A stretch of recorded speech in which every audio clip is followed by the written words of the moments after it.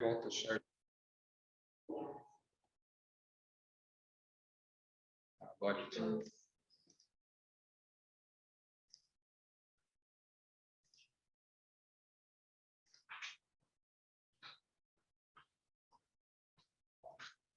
Agora.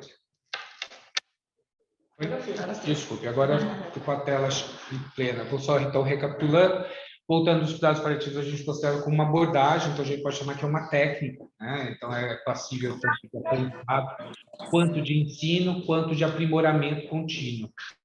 E nosso objetivo é melhorar a qualidade de vida tanto dos pacientes, de qualquer faixa etária, quanto de suas famílias. Aqui já vem um primeiro conceito que é um pouco diverso da maior parte do tempo da prática em saúde, né? Onde a gente já almeja desde o início o bem-estar também dos familiares envolvidos. Eles são indicados para qualquer doença ameaçadora da vida. Então, a indicação de cuidados paliativos ela pode ser bastante ampla. A gente um pouquinho depois vai falar de algumas das mais frequentes. Outra questão que eu gostaria de frisar é que a gente tenta prevenir e aliviar o sofrimento, tá? Muitas vezes já instalado, se não instalado, a gente tem que tentar com que ele não ocorra, e no foco não só físico, mas principalmente mas também o foco psicossocial e espiritual, tá? As questões mais frequentemente abordadas nos cuidados paliativos são questões de comunicação, tanto comunicação de más notícias, realizações de reuniões familiares, e essas questões de comunicação muitas vezes ajudam nas resoluções de conflitos. As UTIs são um dos focos de maior quantidade de conflitos que possam acontecer em qualquer hospital, por diversas características delas.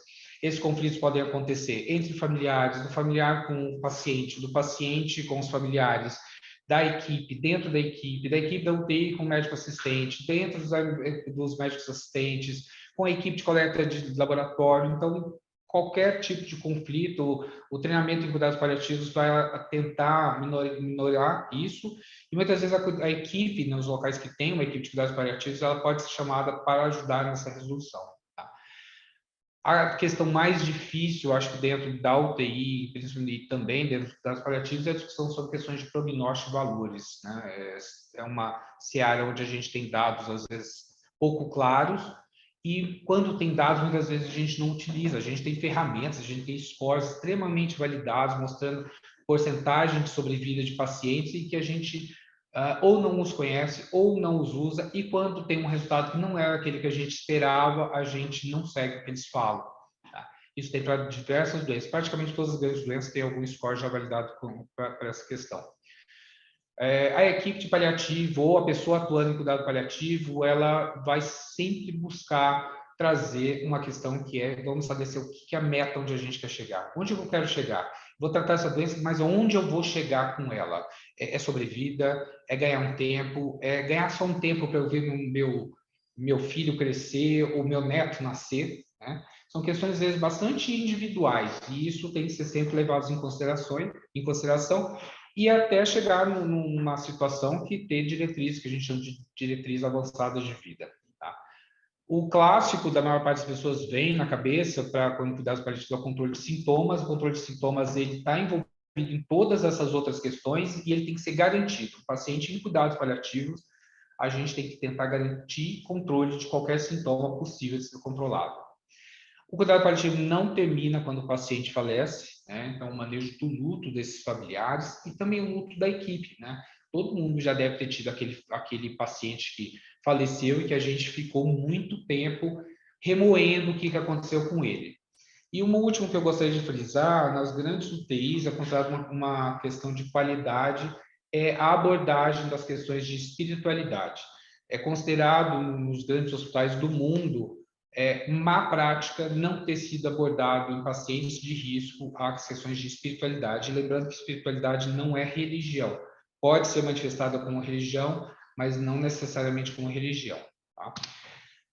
A gente, especialmente aqui, gente dentro do SUS, a gente tem uma situação muito complexa, né? A gente tem, de um lado, serviços que são claramente ineficazes, aquela quimioterapia de quinta linha do paciente que está em estado de morte ativo, né? Falecendo nas próximas horas, quanto serviços claramente efetivos, por exemplo, fazer uma cirurgia de colestectomia no paciente que tem medicação. A UTI, a maior parte do tempo, a gente está na zona cinzenta, a gente não está em nenhum nem outro. E aí vem a questão de tanto de experiência quanto de conhecimento, para a gente tentar definir em qual lado desse cinza a gente está para aquele momento. Esse não há uma regra muito prática, às vezes, de seguir, falar assim, ó, se esse paciente aconteça isso, ele está na zona cinza, não, se acontecer isso, está na zona branca. A gente vai ter o tempo todo esse dilema de qual local que a gente esteja com o cuidado de UTI. E uma questão frequente, que eu acho que é um tópico muito bom para a gente pensar aqui, é quem deve fazer cuidados paliativos, né? Eu trouxe esse dado, eu peço desculpas em inglês, a maior parte da literatura em paliativo, infelizmente, ela é em inglês, como a maior parte da literatura de serviço de saúde, né, principalmente da literatura médica. Aqui na Inglaterra, eles tentaram estimar, né, nesse trabalho, pelo número de mortes que estão acontecendo, quanto vai subir, quanto aumentaria, projetando isso para 2040, que é aqui do extremo à direita da tela, e onde essas pessoas elas falecem, se elas continuassem do jeito que está, tá? Então, essa linha vermelha, as pessoas morrendo dentro do hospital, e a tentativa de trazer as outras formas, outros locais de falecimento, que muitas vezes são os desejos das pessoas para dentro, para estimando. Se a gente pensar que hoje, na Inglaterra, se a gente pegar aqui 2006, só ficar mais fácil, teriam morrendo por volta de 50 mil pessoas, e a gente levar isso para 2040 e vão morrer quase 64 mil, a gente teria que ter um crescimento de 14 mil pessoas nesse tempo, que é praticamente 20 e poucos por cento. A gente não cresce a força de trabalho, quantidade de pessoas, e principalmente de especialistas em cuidados paliativos nessa proporção, e nem é para crescer, nem é para isso.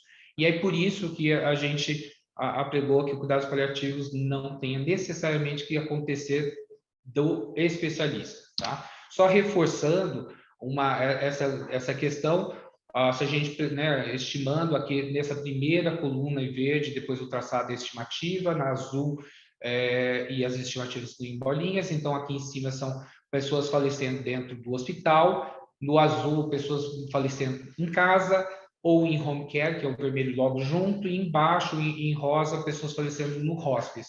É uma estrutura que a gente tem em diversas cidades, não é totalmente fugido do país. Se a gente estimasse com a situação de hoje, né, esse gráfico da esquerda, do cenário 1, a gente vê que a maior parte de uma população gigantesca de pessoas morrendo dentro do hospital, contrário a desejo da maior parte das pessoas. Se você te perguntarem para você hoje, onde você quer morrer? Quer morrer na UTI? Eu quero morrer no hospital? A maior parte das pessoas vai responder que quer morrer em casa.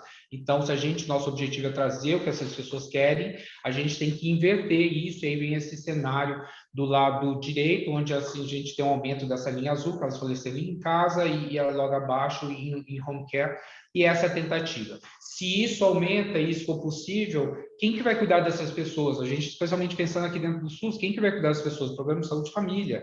Não é o cuidado de paliativo. Então, a gente tem que o tempo...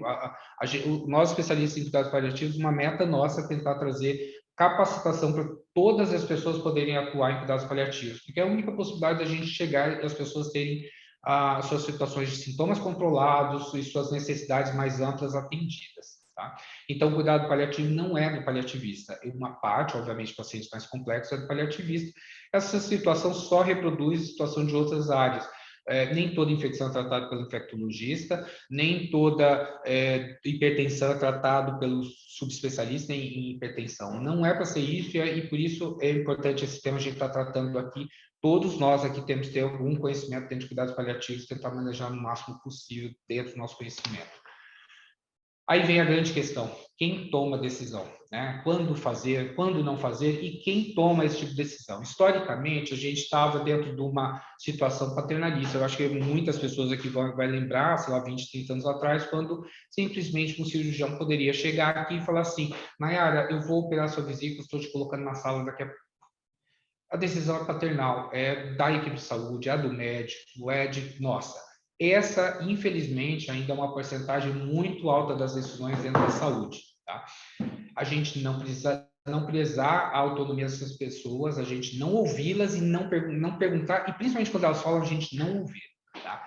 A tentativa dentro da ética e moral atual é a gente tentar trazer uma decisão compartilhada, o que não quer dizer que não seja a equipe de saúde quem vai também tomar a decisão. tá? E aí a gente tem os extremos. Aqui, só para entender o gráfico, a gente tem um contínuo, nem toda decisão, né? Aqui do lado esquerdo, o paciente toma 100% das responsabilidades, ele decide tudo, ele fala assim, doutor, me coloca uma prótese de mama agora, o médico simplesmente vai lá e põe, independente da opinião dele. Não é nem isso. Tem o contrário, onde o médico toma a decisão toda completa, né? Falando médico, mas a equipe de saúde no geral. E a tentativa é, dentro desse contínuo, buscar qual que é a necessidade daquela pessoa e que cada uma vai ser diferente. Pode ser que o paciente peça assim, doutor, escolhe para mim, eu não sei. Você me fala, eu devo operar? Se fosse você, se operaria e tal, e aí tem um processo de ele pode delegar essa decisão para você da saúde. Mas é importante a gente ter isso bem claro. A gente não deve tomar uma decisão, pelo menos buscando entender qual que é, dentro desse contínuo de responsabilidade que o paciente quer da gente, ou o familiar quer da gente. Quando parar? É a dúvida de maior parte do tempo, acho que é a dúvida que a gente tem todos os dias. Eu duvido que alguém não pense todos os dias algum dos seus pacientes tendo UTI, graves. Será que está na hora de parar? Será que eu fiz demais? Então, assim, de uma regra bastante geral, a gente vai parar quando a pessoa experimenta uma perda radical do seu senso convencional de self, né? Como eu me vejo. Eu me vejo como uma pessoa independente, que eu pego, ando, vou ali, faço isso, eu tenho sexo com minha esposa, eu vou ter filhos, eu trabalho, eu produzo, isso para mim é a minha sensação de self. Ou eu não tenho mais integração, né? Ocorre mais integração, eu não consigo mais interagir, eu não consigo mais falar com as pessoas. Dentro do que eu vejo de mim, aonde eu posso chegar, o meu sofrimento é a única coisa que não vai ter limite. Aonde eu posso chegar pode ter limite, mas o meu sofrimento não terá. Então, é importante a gente sempre pensar, para este indivíduo, será que era isso aqui que ele aceitaria? Ficar acamado, e isso vai ser individual. Tem gente que aceita, tem gente que não aceita, às vezes ele não sabe, e a gente tem, e treinamento de cuidados paliativos é para tentar chegar nisso. A gente se sentir doente é uma coisa, mas se sentir ameaçado, subjugado e principalmente inferiorizado, desprezado, não respeitado é outra. Doente, a gente não tem opção. Essas outras questões a gente consegue trabalhar. E aí nelas vem a questão de dignidade das pessoas. A gente tem que tomar cuidado muito grande dentro da UTI, é o que a gente vai fazer com elas. Para muitas pessoas não é digno uma série de questões que a gente causa. E a gente, sim, está sendo responsável quanto a isso.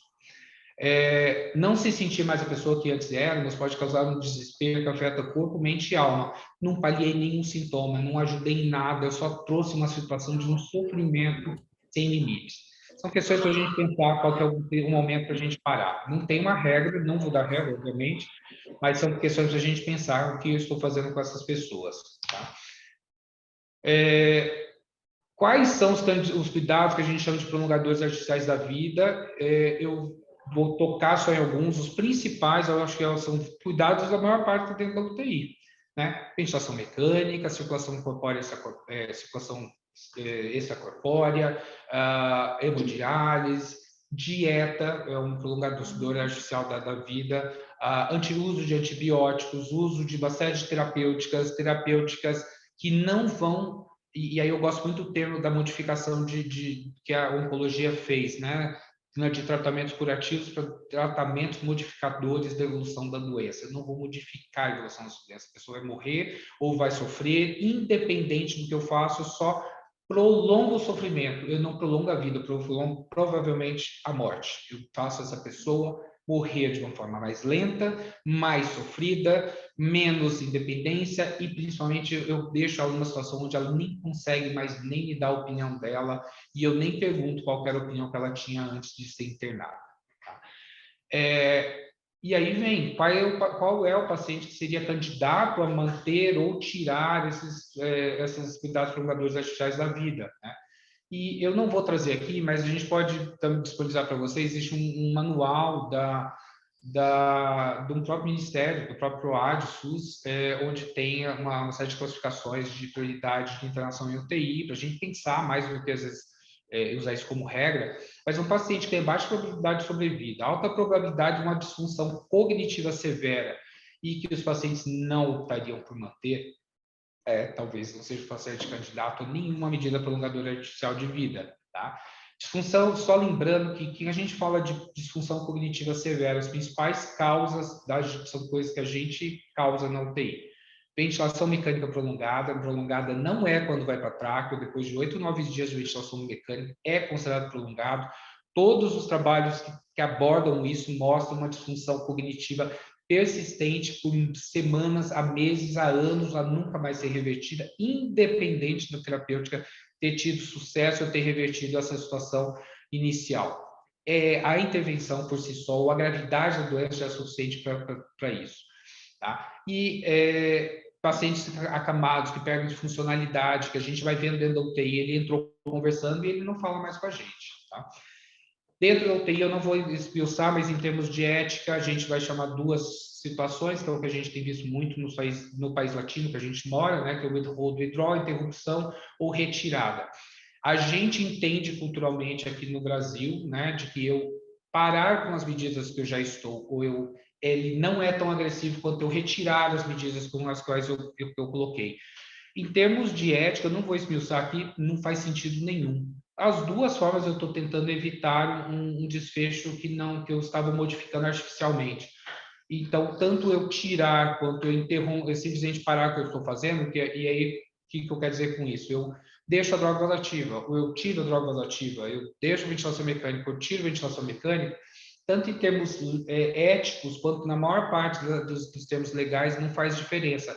Ele é uma questão muito mais cultural de nós latinos, e outros países não entendem essa distinção que a gente faz aqui no nosso país.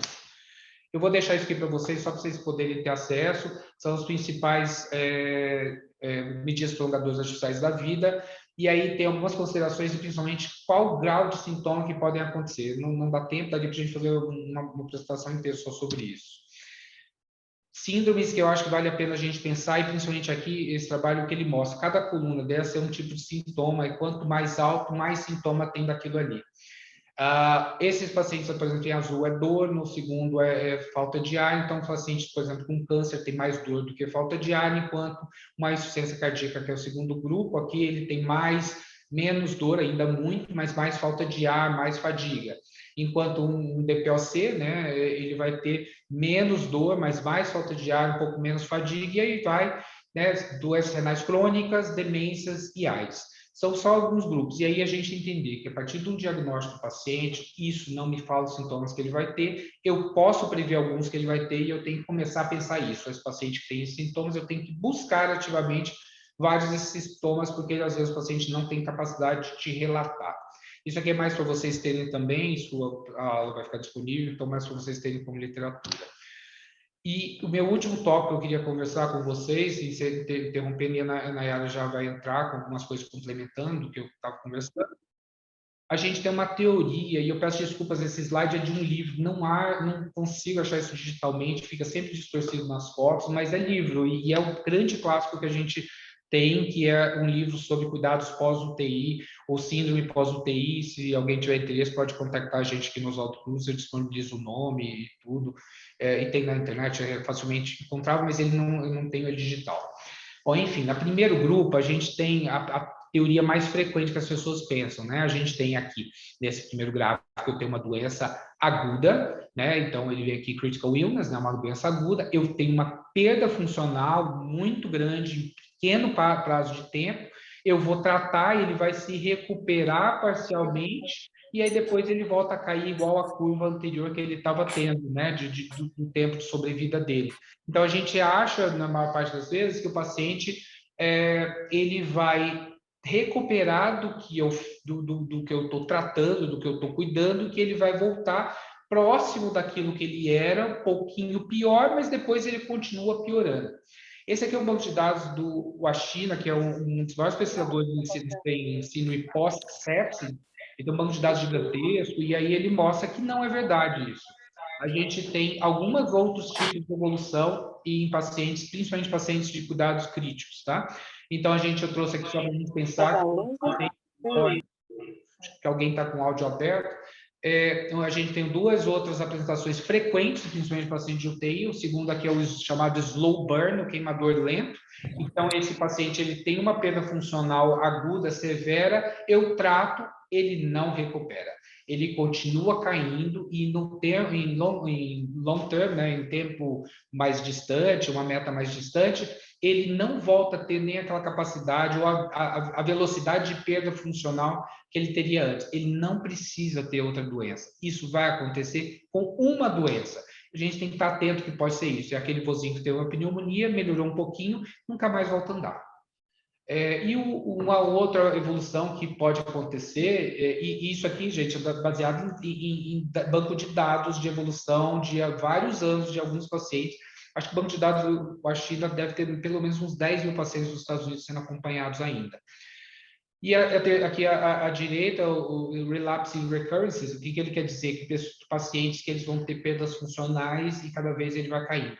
Ele parece, em alguns aspectos, com um queimador lento, mas aqui ele também tem uma perda abrupta, né, que é a típica interação na UTI, ele melhora um pouquinho e ele volta a piorar. E aí ele piora um montão. Às vezes não acontece outra doença aguda aqui, ele melhora um pouquinho de novo e fica flutuando, e cai de volta. E melhora um pouquinho e cai de volta. Então, alguns pacientes, principalmente os que têm já previamente baixa funcionalidade, é importante a gente pensar, eles não vão voltar para a curva. Isso é importante para a gente dar de prognóstico, para a gente conversar da equipe e para a gente também pensar se eles estariam se beneficiando do tipo de cuidado que a gente pode provocar ou proporcionar dentro da UTI. Tá? Obrigado, vou passar para a Nayara. Olá, pessoal, boa tarde. Eu sou a Nayara, sou enfermeira aqui do projeto. Eu trabalho aqui no AOC há alguns anos já. Recentemente vim aqui para o setor de sustentabilidade e responsabilidade social. Eu vou falar um pouquinho para vocês sobre a questão da enfermagem nos cuidados paliativos. Eu acho que o que o Rodrigo falou é uma boa introdução do que é o tópico, né? E como acho que fica claro para vocês, é uma intervenção muito multidisciplinar. Hoje a gente está representado aqui por médico, enfermeiro e físio, mas obviamente isso se estende para nutrição, psicologia, fonoaudiologia, enfim, várias outras equipes envolvidas aí no cuidado do paciente, né? Então, aqui só para exemplificar um pouquinho para vocês, em 2018, o Conselho Federal de Enfermagem ele publicou essa resolução que acaba dando para as pessoas a possibilidade do título de especialista em enfermagem paliativa, né? E aí tem várias áreas de abrangência, tem de saúde coletiva, de criança, do adolescente, do adulto, do idoso e urgência e emergência.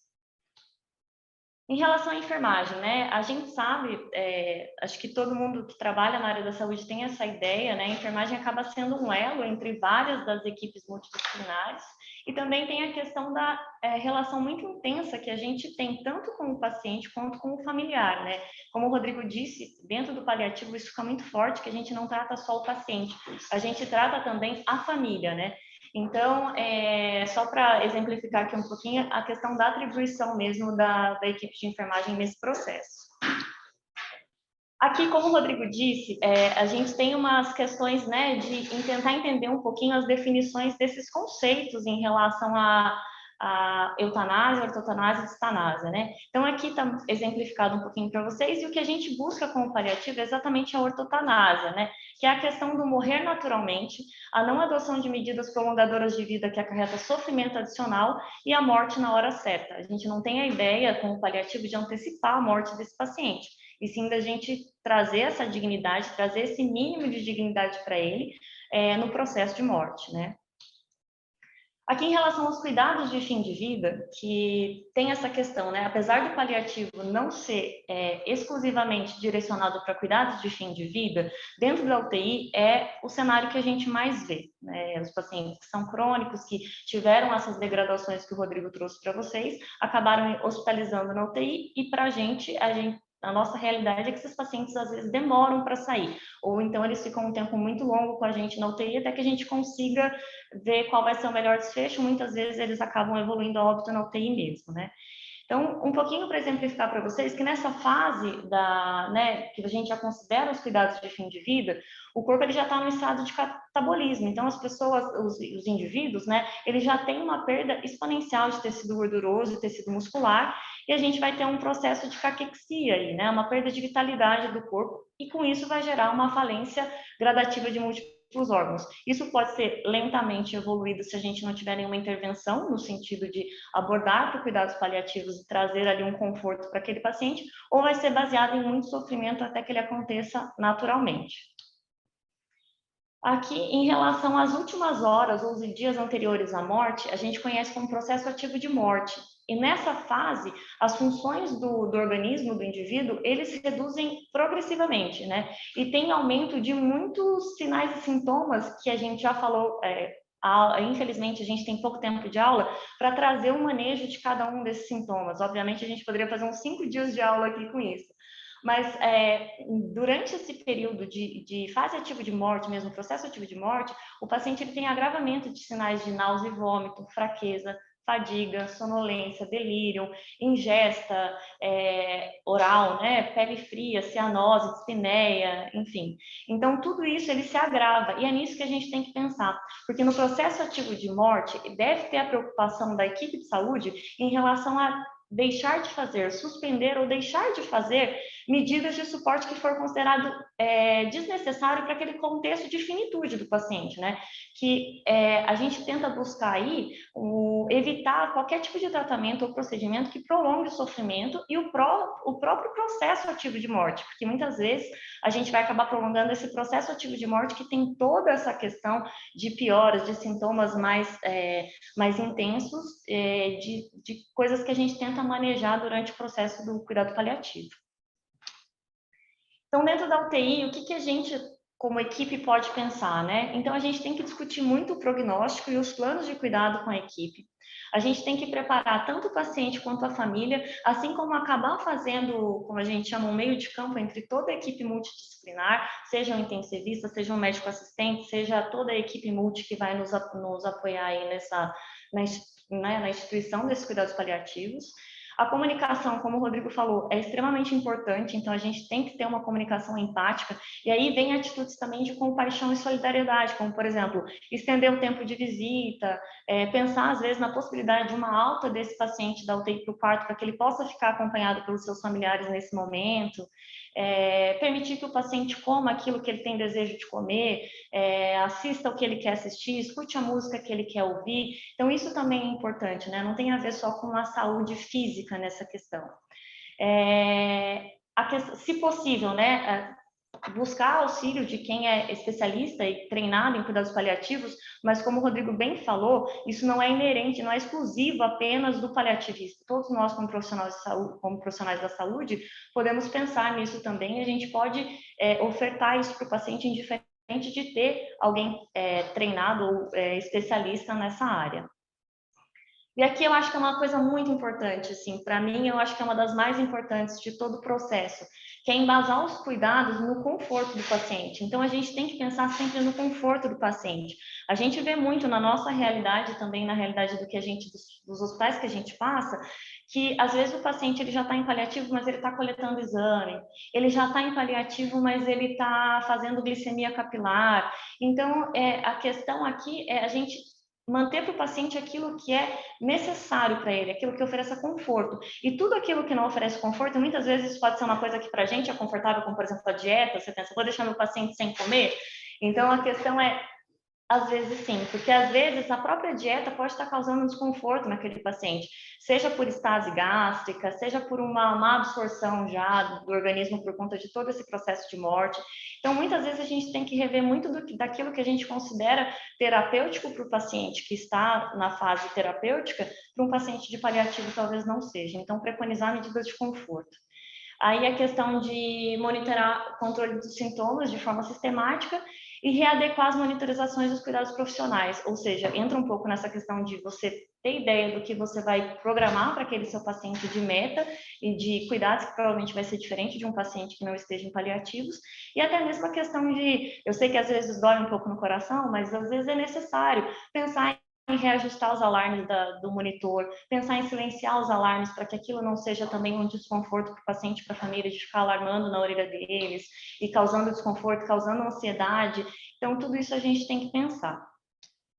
Aqui, em relação ao manejo de sintomas, eu separei um pouquinho, porque tem tanto farmacológico como não farmacológico, né? Obviamente, a gente não pode aí entrar em todos os méritos, mas, enfim, os principais sintomas que a gente vê, como o Rodrigo falou, é muito diferente em cada tipo de patologia de base, né?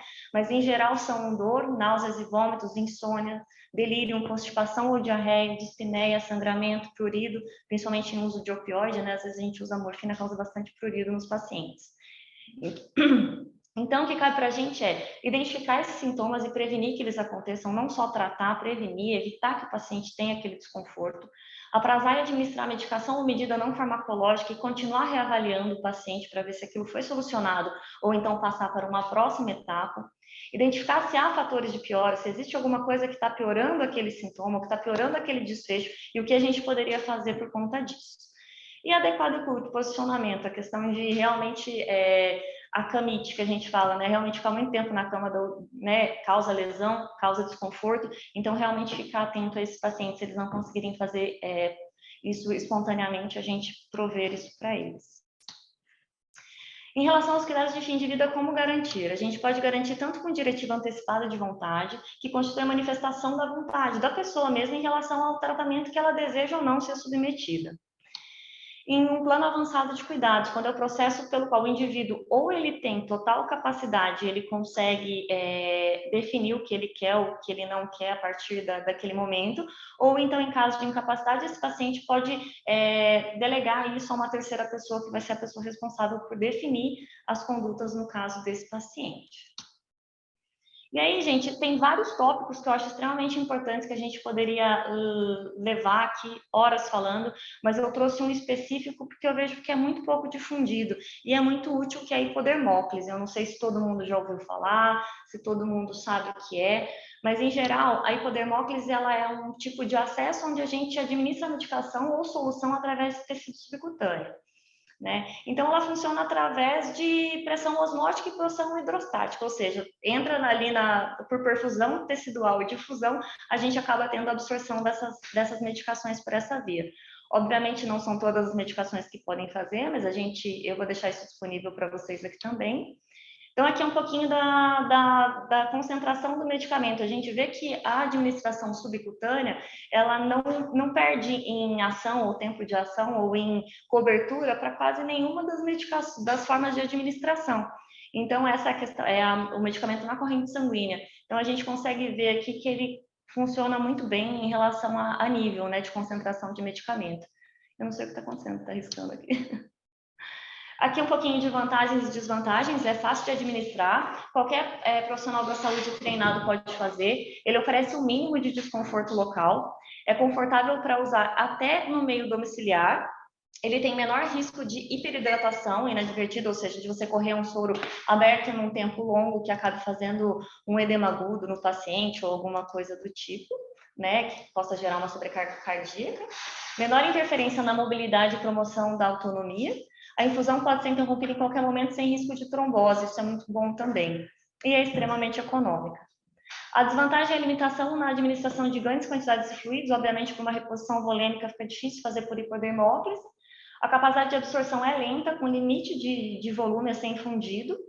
Em caso de doenças dermatológicas, lesão cutânea, a gente não consegue utilizar, obviamente, por conta de fixação e até por conta de ser desconfortável. Tem possibilidade de reações, muitos fármacos causam reações, então eles têm que ser respeitados quanto à dose, periodicidade e tempo de administração. Requer uma vigilância grande no local da infusão, mas a gente sabe que a maioria dos dispositivos realmente também exigem isso. E a questão de dificuldade de retirar o fármaco caso tenha maior dosagem ou erro de medicação, você não consegue aspirar do tecido subcutâneo.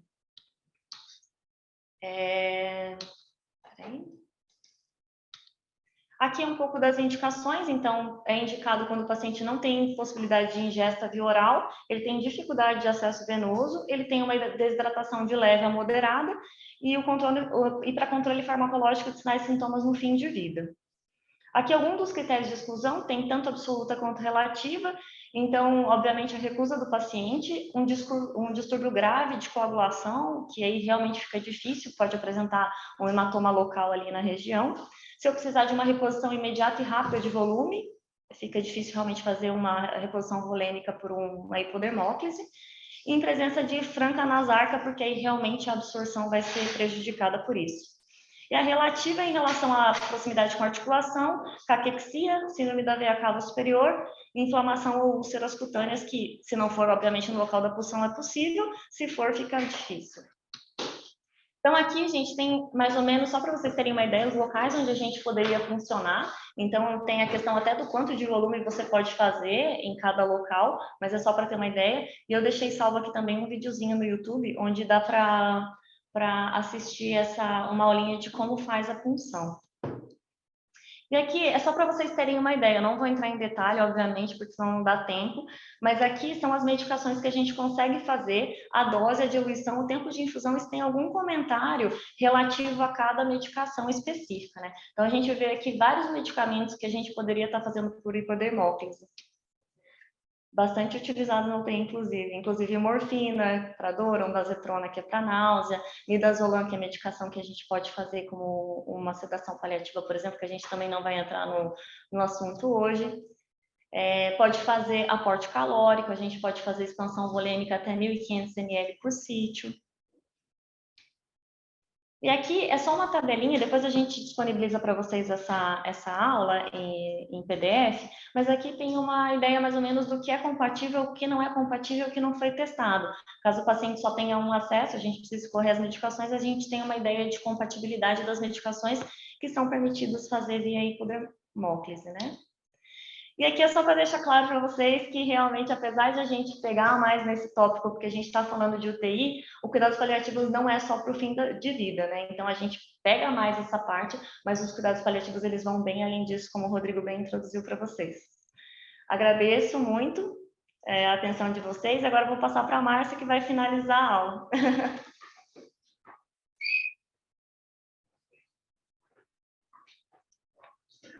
Boa tarde a todos. Então, dando continuidade à nossa sessão de aprendizagem virtual, eu sou a Márcia, como foi dito, sou fisioterapeuta de formação e atuo como analista de ensino no projeto TeleUTI. E dando continuidade, então, né, esse assunto que é tão importante, tão relevante, que faz parte do nosso dia a dia, eu quero, antes de mais nada, agradecer a oportunidade, a presença de todos, e comentar que há um pouco mais de um ano, né, em setembro de 2021, o Conselho Federal de Fisioterapia e Terapia Ocupacional reconheceu, então, a atividade do fisioterapeuta em cuidados paliativos como área de atuação própria da fisioterapia. Nessa mesma resolução, ele estabelece, então, que a atuação do fisioterapeuta em cuidado paliativo deverá acontecer de acordo com os níveis de complexidade que o paciente apresentar.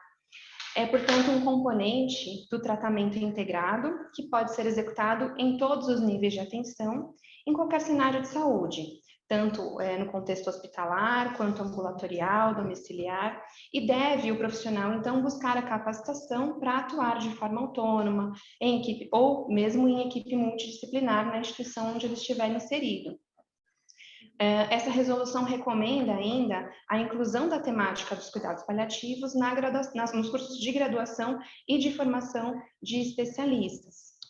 Mais recentemente, né, no início desse mês de novembro, o Conselho Nacional de Educação instituiu as diretrizes a respeito de cuidados paliativos para os cursos de graduação em medicina.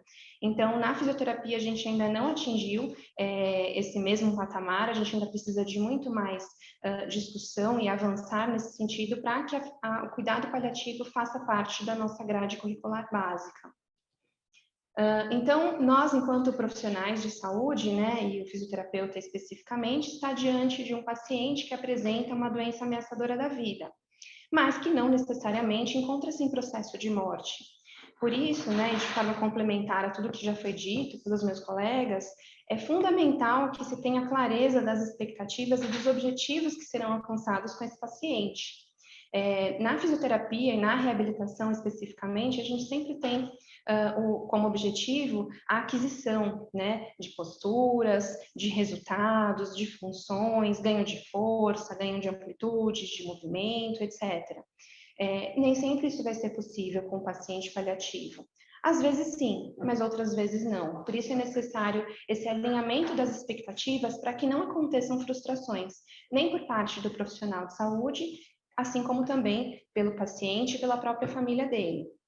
E sempre resgatando o próprio conceito que a Organização Mundial da Saúde tem sobre o que é o cuidado paliativo, né? Trata-se de uma abordagem que melhora a qualidade de vida dos pacientes e de seus familiares que enfrentam problemas associados a doenças que ameaçam a vida. Então, o nosso papel, né, o nosso objetivo com aquele paciente precisa ser justamente esse, além também de prevenir e aliviar o sofrimento por meio da investigação precoce, avaliação correta, tratamento da dor e de outros problemas físicos, psicossociais ou espirituais que possam estar acometendo esse paciente.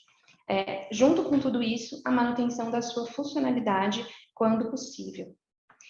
Fazendo uma busca breve, né, e relacionando os termos de cuidado paliativo com terapia física ou fisioterapia no PubMed, a gente encontra aí, de maneira impressionante até, né, apenas 321 artigos publicados. Então, é um número bastante tímido ainda, né, especialmente para a fisioterapia. Então, a gente precisa avançar muito nesse sentido, e essas publicações, na maioria das vezes, se referem a controles de dispneia, de dor, recuperação de função, manutenção de função e controle de fadiga. Falando um pouquinho da dispneia, né, é uma experiência subjetiva e muito particular de cada indivíduo. Por isso, também, em cuidado paliativo, requer uma avaliação profunda, com a determinação de quais são os fatores desencadeantes de melhora e de piora, se existirem, e considerando também que nem sempre os aspectos clínicos que o paciente está apresentando, eles têm relação com a saturação periférica de oxigênio. Sempre que possível, então, identificada a causa dessa dispneia, que ela seja tratada. Muitas vezes o controle do broncoespasmo ou da obstrução das vias aéreas pode resultar um efeito bastante positivo e satisfatório com relação ao controle da dispneia. E aí, então, existem também as possibilidades não medicamentosas, né, que se referem muito à atuação do fisioterapeuta. Então, falando de oxigenoterapia, será indicada sempre para os pacientes hipoxêmicos. Em contrapartida, os pacientes não hipoxêmicos não terão benefícios por meio dessa terapia. Ao contrário, né, um estudo recente, publicado na The Lancet, demonstrou que o uso da oxigenoterapia na ausência de hipoxemia para pacientes graves, ele aumenta a mortalidade sem melhorar outros desfechos que sejam importantes desse paciente. Então, é fundamental, né, que a gente lembre que se trata de um gás medicinal, que pode trazer aí toxicidade, pode reduzir a estabilidade alveolar, cometendo inclusive com problemas relacionados à atelectasia. Então, é fundamental que a gente consiga encontrar outros recursos que existem, que estão disponíveis e que não sejam farmacológicos, como, por exemplo, exercícios de respiração, uso de ventiladores manuais, como esse da foto, ou mesmo o uso de fluxos de ar comprimido, né? Essa publicação, esse guideline de 2019, ele fala também da importância de, muitas vezes, uma janela aberta, uma circulação de ar mais livre, um acompanhante ou mesmo um profissional de saúde trazendo um pouquinho de vento mesmo no rosto do paciente, pela estimulação do nervo trigêmeo, pode garantir para o paciente muito mais conforto em relação a esse sintoma. A ventilação não invasiva também pode ser utilizada, considerando sempre que a indicação precisa ser muito clara e muito criteriosa.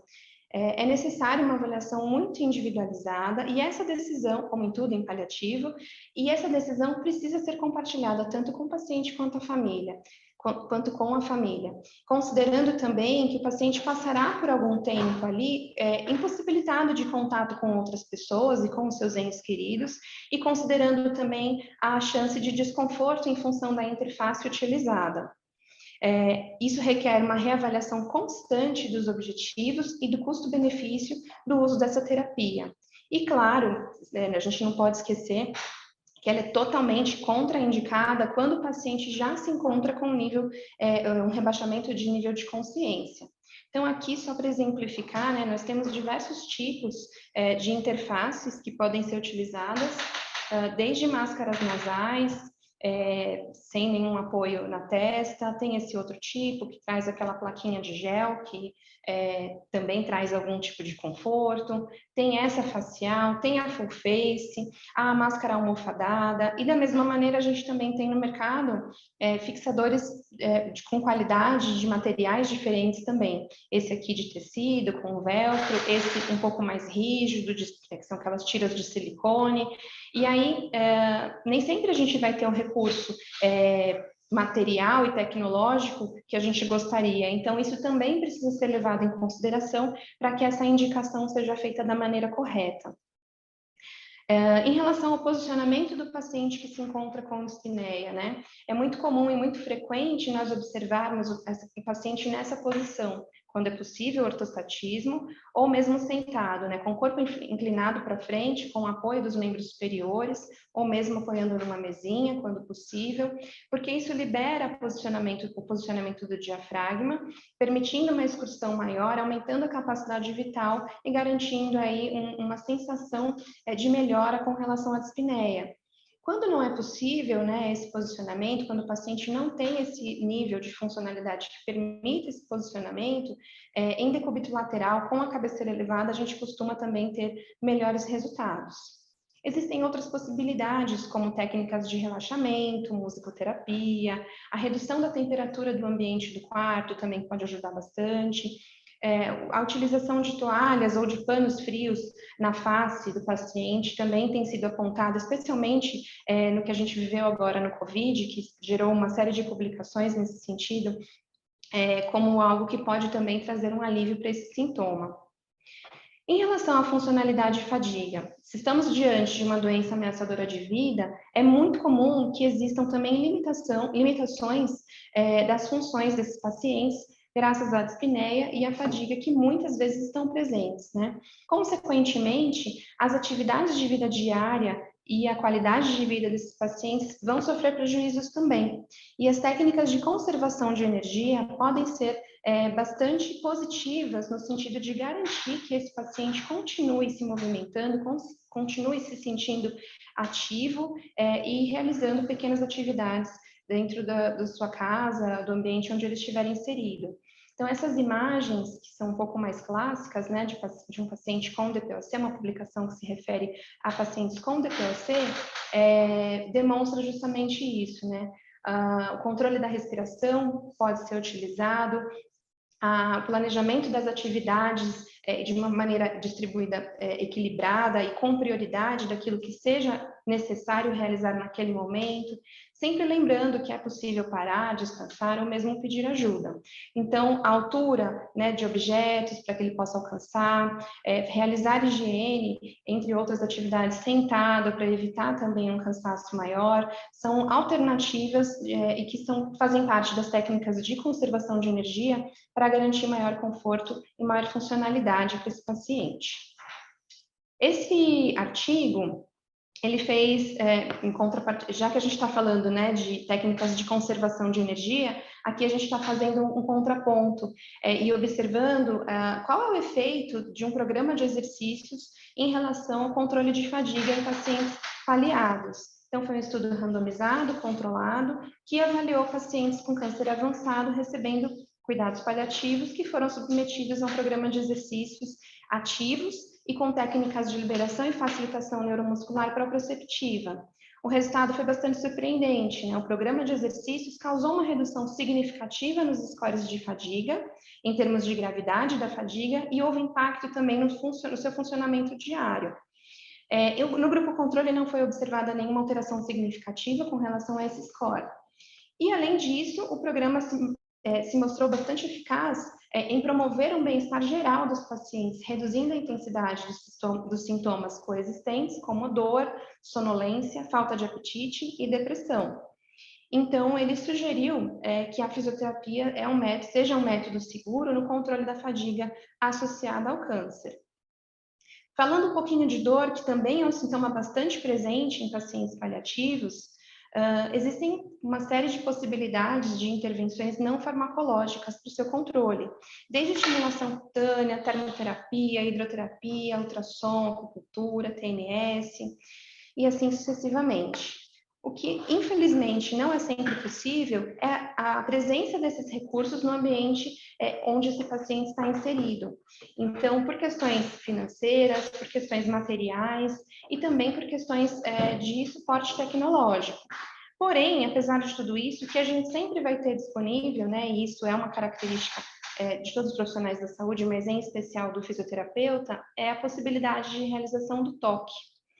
E pensando na importância do toque, eu trouxe aqui, achei que valia a pena a gente destacar 3 publicações que falam, né, essa primeira, inclusive, fala sobre o toque ter uma poderosa atuação desde o nosso desenvolvimento, moldando a recompensa social, interferindo no processo do desenvolvimento da cognição, da comunicação, da regulação emocional, desde os nossos primeiros dias de vida e ao longo de todos os anos que vierem, né? Então, o impacto do toque no nosso desenvolvimento neuropsicomotor é fundamental para as demais ações que a gente vai adquirir e experienciar ao longo da vida. Esse outro estudo fala sobre, eles avaliaram alguns primatas e concluíram que compreender a centralidade do toque social para a saúde e bem-estar ao longo da vida fornece a base para apreciar a importância do toque social na vida humana. Então, é algo que transcende a essa questão humana. E esse último é bastante interessante, ele é israelense, ele avaliou como que os casais se comportavam durante um experimento com um procedimento doloroso e foi verificado, então, que o toque social afetivo entre esses casais contribuiu com efeitos analgésicos por meio do sistema nervoso autônomo. Além de tudo isso, então, esse outro estudo fez um comparativo do toque terapêutico, né, da massagem, e do toque simples, que qualquer um de nós pode oferecer ao nosso paciente. Então, ele avaliou a comparação entre essas 2 exposições, foi um ensaio clínico randomizado com 380 pacientes que apresentavam câncer avançado e que tinham dor de moderada a intensa. O resultado foi bastante surpreendente, porque ambos grupos tiveram melhora imediata da dor e do humor, e não houve diferença significativa entre esses grupos em relação à dor ao longo do tempo, em relação à qualidade de vida, em relação a sintomas de angústia, que muitos também referiam por meio de um score, de um questionário, e também com relação ao uso de analgésicos. Então, os benefícios potenciais de atenção e toque simples também devem ser considerados para essa população. E finalizando, então, né, eu gostaria de destacar aqui alguns pontos. Sempre há muito o que fazer, né, pelo nosso paciente, pelo paciente paliativo. E essa mensagem é da Academia Nacional de Cuidados Paliativos e Cuidados Paliativos no Brasil, para a gente refletir realmente, né, a conscientização da população brasileira sobre cuidados paliativos é essencial para que o sistema de saúde brasileiro mude sua abordagem aos pacientes portadores de doenças que ameaçam a continuidade de suas vidas. Sendo assim, os cuidados paliativos são, portanto, uma necessidade de saúde pública. E antes disso, são uma necessidade humanitária. Eu agradeço a presença de todos, a participação, né, nesse momento, nessa oportunidade, e me coloco à disposição, assim como os meus colegas também estão à disposição, para que a gente possa conversar um pouco mais a respeito. Muito obrigada.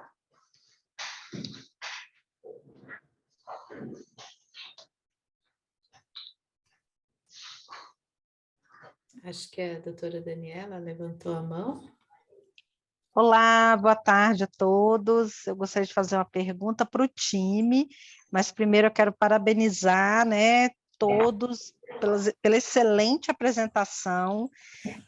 Eu queria, assim, na verdade, pensar num desafio, né? Eu acho que vocês estão como uma vitrine aí, mostrando para a gente como a equipe multi deve discutir o cuidado paliativo. E como a gente poderia implementar isso no nosso dia a dia, né? Eu acho que tem que ter uma conscientização, né, do enfermeiro, do físio, do médico, mas quem poderia começar a puxar essa discussão? Como que eu poderia começar a implantar isso, né, essa discussão no dia a dia?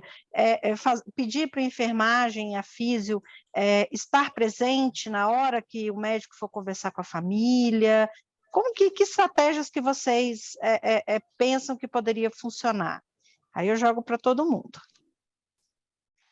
Eu vou usar, para começar, uma frase do Rodrigo que é muito boa, assim, que eu acho que é bem exemplificadora de tudo, assim. Cuidado paliativo não é bom senso, é técnica. Então, isso é técnico. Então, obviamente, para falar com a família, eu não sei se o Rodrigo concorda, mas eu acho que não necessariamente a equipe toda precisa estar Dani, na minha opinião, assim, eu acho que isso tem que estar muito alinhado. Eu acho que falta, às vezes, é embasamento da própria equipe. A gente percebe, muitas vezes, limitações da própria equipe de saúde em relação a entender a finitude realmente daquilo, entender que, muitas vezes, existem falhas terapêuticas e que a gente precisa falar a mesma língua, porque o importante é que isso chegue para a família e para o paciente de uma forma coesa, que todo mundo esteja pensando da mesma forma e falando a mesma língua. Mas aí eu deixo meus colegas... Queria só complementar, penso da mesma maneira, Nayara, mas só complementando e também puxando um pouco para a nossa realidade e para o projeto onde todos nós estamos inseridos, né? A visita multi tem um papel fundamental nisso, porque é esse o momento onde nós conseguimos ouvir todos os posicionamentos de cada uma das disciplinas, de cada um dos profissionais, juntar todas as informações e planejar o atendimento, o cuidado daquele paciente. Então, parte, claro, da maturidade da equipe, do conhecimento técnico, obviamente, mas acho que esse momento da troca que acontece nas visitas multiprofissionais são o ponto de partida para as demais ações que podem seguir, inclusive com as reuniões familiares. A primeira coisa, eu acho que a gente tem uma questão de desenvolvimento de equipe, né?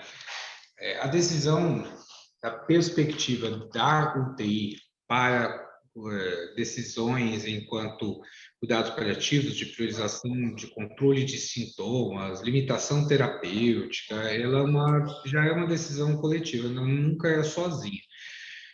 Eu não sei se isso é da minha prática pessoal ou daqui dos dos hospitais de excelência no geral, mas assim, a primeira coisa, eu acho que é da prática do indivíduo. A primeira coisa, sei lá, eu chego assim, enfermagem, quando você manipula o paciente, o que você percebe? Porque não é a hora que eu passo visita que ele vai ter dor, que é a hora que ele vai ter dificuldade. Então, a primeira coisa é uma questão de comunicação, né? E essa comunicação, ela acontece já o tempo todo dentro de qualquer UTI. Isso não é diferente de nenhum local. Todo mundo tem que conversar com todo mundo para tomar determinadas decisões. Eu não vou mexer na ventilação mecânica sem ouvir o que a fisioterapeuta está me falando também. Tanto ela vai mexer, vai falar comigo. Então, a UTI é um exemplo de cuidado multidisciplinar a princípio, né? É praticamente impossível para se ter um bom cuidado que não seja multidisciplinar. Aí algumas coisas do que a Nayara também falou é que assim, algumas decisões ou algumas questões, elas acontecem em várias esferas simultaneamente. Então, por exemplo, eu acho que um paciente determinado está sofrendo demais, mas eu não sei tudo dele, ninguém sabe tudo dele. Então, sei lá, Nayara, o que a família te falou? O que eles falaram para você? E assim, fisioterapeuta, o técnico de enfermagem, não é enfermeiro, o técnico de enfermagem que encosta no paciente. Fala assim, e aí, que eles te falaram? Te falaram alguma coisa? E essa comunicação é muito rica, é ela que traz para a gente, muitas vezes, a resposta do que a gente deveria partir. E aí, eu acho que até a situação do que a gente vê frequente de profissionais tomando decisões, e você fala assim, mas, cara, ele não ouviu o que o paciente está falando, né? Então, ela parte de uma questão de construção de uma opinião de uma equipe com outras equipes, com familiares e com paciente. Então, o cuidado paliativo e a UTI, na verdade, tem alguns livros no Textbook of Post-ICU Medicine, que é o que eu perguntaram aqui no chat, que eu pus o nome, ele tem um capítulo onde ele discute exatamente a continuidade, a similaridade do cuidado de UTI e o cuidado paliativo. Eles são meio que complementares e tem muitas áreas de aproximação. A multidisciplinaridade é uma delas, tá? Uma coisa, por exemplo, talvez uma reunião familiar, não tem que estar a equipe inteira, nem tem como estar uma equipe inteira para conversar. Uma conversa difícil, uma tomada de decisões, muitas vezes ela demora mais de uma hora só de conversa estruturada, treinada, pré-determinado de quais são os tópicos e como nós vamos falar. E aí quem vai estar nessa comunicação, às vezes não é possível estar a equipe inteira multidisciplinar, mas no geral é uma conversa consensual. Uma prática que eu acho muito importante, e pelo menos muito isso às vezes fica dentro da esfera médica, né? Porque a conversa às vezes é de médico com médico, e aí é conversar com a sua própria equipe, que pode acontecer no round de UTI, pode acontecer em outros momentos. Eu acho que a comunicação ela vai fazendo, ela é variada, ela não tem um caminho e uma forma só. mas é uma prática mínima de que você conversa. Olha, na área, e Márcia, eu conversando com a oncologia trouxe isso, este paciente, eles têm um dado novo, esse paciente tem uma mutação tal, tem uma droga experimental, não sei o quê, talvez possa responder, nós vamos mudar a nossa estratégia, vamos fazer, sei lá, um trial de UTI, um teste de UTI. A gente vai tratar 5 dias, ver se responde a essa terapêutica. Enquanto isso, a gente vai entender que a terapêutica inteira, independente da fragilidade que a gente vê, porque a literatura sugerindo isso. Ou, do contrário, né? Você vai lá e conversa, olha, o oncologista trouxe um relato de um familiar que esse paciente relatava que não aceitaria nunca ficar numa situação de imobilidade constante e incapacidade de comunicar verbalmente, oralmente, que se tivesse nessa situação, esse paciente não acharia isso digno, isso minimamente respeitoso para com ele, independente de a gente achar que poderia tratar essa infecção urinária, a probabilidade é de que ele vai perder cognição e não vai trazer esse objetivo, essa meta mínima que ele pediu sempre, a gente vai entender que isso aqui não tem sentido, de que tratar isso é prolongar ou trazer um sofrimento novo que ele nem tinha. Então, eu acho que isso acontece em muitos momentos, não tem uma coisa. É lógico que o round é um momento de alinhamento dessa conversa, mas eu acho que essa conversa, ela muitas vezes não dá para fazer um round, porque o round tem que ser rápido, né? Sei lá, você tem 6 minutos para falar de um paciente, muitas vezes não dá tempo de falar isso, a gente só reforça e ouve se tiver conflitos, né? A Nayara chega para mim e fala assim, Rodrigo, ó, ele está em sedado paliativo, estão falando que está bem, mas não está bem não, viu? E aí, a partir daí, a gente toma ações. Então, a UTI é muito dinâmica, ela não consegue ser contida dentro de um único momento. Eu acho que é isso, né? Eu acho que o importante aí, resumindo, seria ter conhecimento para tomada de decisão, tanto para decidir a gente vê errando tanto para os dois lados, ou de definir um cuidado paliativo para um paciente que talvez não precisasse daquele cuidado naquele momento, e também o contrário, de não abordar um paliativo quando o paciente merecia aquilo. E eu acho que a comunicação e conhecimento, eu acho que isso ajudaria, Dani, qualquer membro da equipe aí a abordar a família e tomar conduta. E uma coisa que eu acho que ajuda um pouquinho é não ter preconceito, né? Eu acho que a equipe está aberta, né? Porque a formação médica é muito tecnocrata, salvar a vida, mas cuidado paliativo é dignidade, né? Então, não ter essa ideia, né? De que não tem que manter viva a todo custo e isso não é isso. Você bate no conceito de futilidade, né? O que você está fazendo com essa pessoa? O cuidado que você está oferecendo é útil ou é fútil? Né? Prorrogar por mais algumas horas, por mais alguns dias, realmente vai fazer diferença, como você falou, ou não? Né? Enfim, muito bom, gente, vocês estão de parabéns. Nesse sentido, eu acho que como é técnica, né? Esse é um reforço muito dentro de quem é especialista em paliativo, a gente reforça. Não é bom senso, porque a pessoa acha que o bom senso é assim, você queria que fizesse isso com a sua mãe? Não, não sei, ela não é minha mãe, é a mãe de outra pessoa, é uma outra pessoa que às vezes nem é mãe, não é o meu. Então, aí não é o que eu quero para mim. Então, dentro da formação, acho que é muito importante a gente entender qual que é o que eu quero. A gente, durante a formação em paliativa, a gente aborda isso tantas vezes, o que é para mim aceitável e o que é para o outro, né? São coisas diferentes, não é o que eu quero para mim, não é o que eu aceitaria para mim, não é a minha opinião quanto a isso.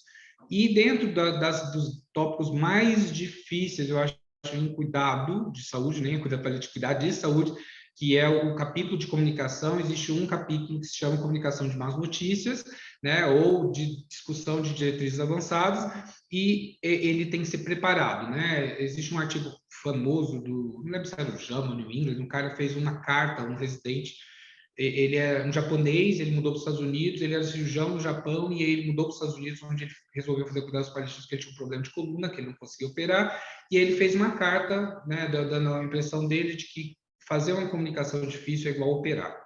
Você lê no dia anterior, você se prepara, você faz. Então, eu não vou discutir aqui, mas uma regra primordial é: eu não vou levar uma solução, eu quero ouvir e construir a solução naquele momento, porque o que eu acho que você está falando é isso.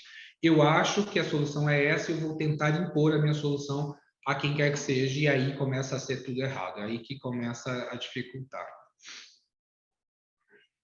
Bom, a gente percebe que esse é um tema que a gente ficaria aqui dias, né? Como o próprio Dr. Rodrigo, a Nayara, a Márcia comentaram. Então, assim, nós tentamos abordar de uma forma, né, sucinta, diante daquilo que foi proposto, do tempo proposto, mas cada tópico a gente poderia ficar aqui discutindo.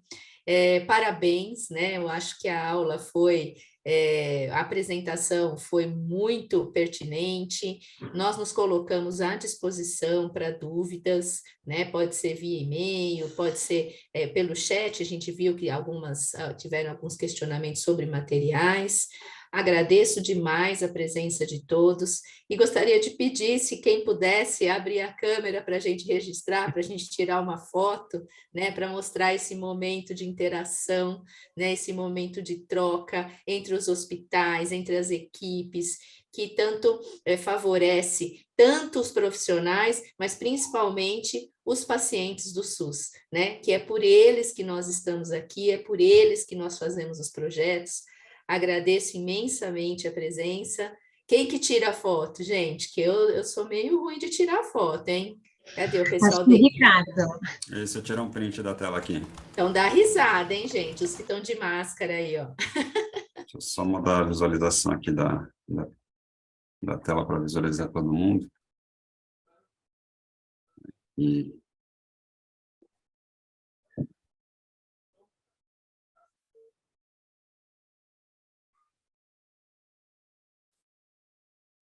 Avisa aí, Ricardo.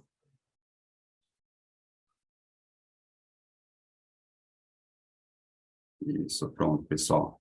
Aê, muito obrigada a todos, muito bom ver todo mundo aqui.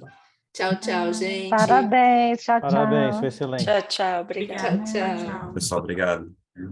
Parabéns, pessoal. Tchau, tchau. Tchau, tchau. Vamos sair? Não, eu vou ficar porque eu quero ver.